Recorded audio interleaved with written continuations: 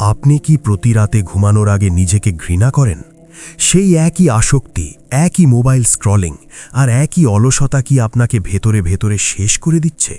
আপনি হয়তো ভাবছেন আপনার এই অন্ধকার অভ্যেসগুলোই আপনার পতনের কারণ, কিন্তু আজ আপনাকে বলবো কিভাবে এই অন্ধকারকে ব্যবহার করেই আপনি একটি শক্তিশালী নতুন পরিচয় তৈরি করতে পারেন।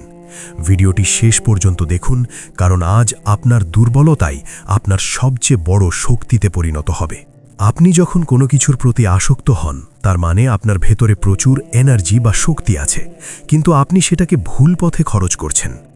সফল মানুষেরা তাদের এই ডার্ক হ্যাবিটস বা অন্ধকার দিকগুলোকে পুরোপুরি মুছে ফেলে না, বরং সেগুলোকে অ্যাম্বিশন বা জেদে রূপান্তর করে।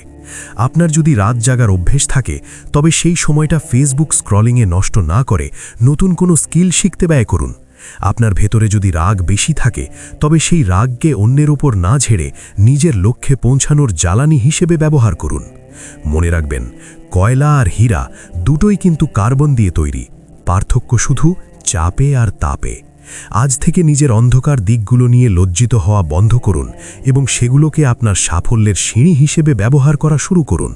আপনি কি আজ থেকে একটি খারাপ অভ্যাসকে শক্তিতে রূপান্তর করার চ্যালেঞ্জ নিতে প্রস্তুত? যদি সাহস থাকে, তবে সেই অভ্যাসের নাম এবং কমেন্টে লিখুন, আমার পরাজয় আজই শেষ। এই ভিডিওটি আপনার সেই বন্ধুর সাথে শেয়ার করুন যে নিজের সাথে প্রতিনিয়ত লড়াই করছে।